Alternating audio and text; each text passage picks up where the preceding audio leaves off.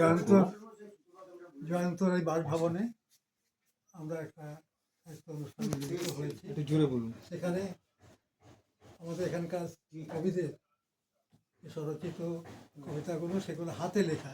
নতুনত্ব হচ্ছে এই যে ছাপানো, মানে ছাপার অক্ষরে নয়, হাতে লেখাটাকেই ছাপানো হয়েছে।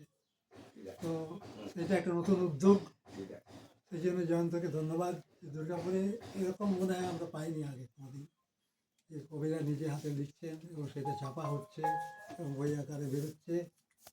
এটা একটা দিক। আর জয়ন্ত বিভিন্ন ব্যাপারে যে উদ্যোগগুলো নিচ্ছে, যেমন একটা উপরে একটা আর্কাইভ করেছে, সেখানে এখানকার স্থানীয় কবি সাহিত্যিকদের, শিল্পীদের অনেক কিছু সংগ্রহ ওখানে আছে, একটা ভালো কাজ।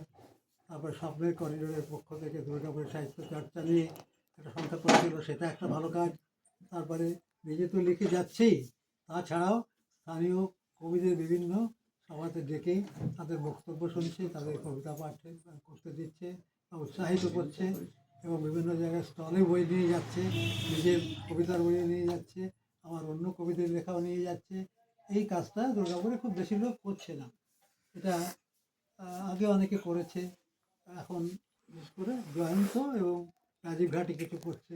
আর স্নেহাশিসদের উদ্যোগ নেয়, নিজে থাকে সঙ্গে সঙ্গে, তো হয়তো বইপত্র অত সংগ্রহ করতে পারে না, কিন্তু জয়ন্ত এটা অসাধারণ কাজ করছে দুর্গাপুরে, আগে হয়নি যেগুলো, সেগুলো ও করছে।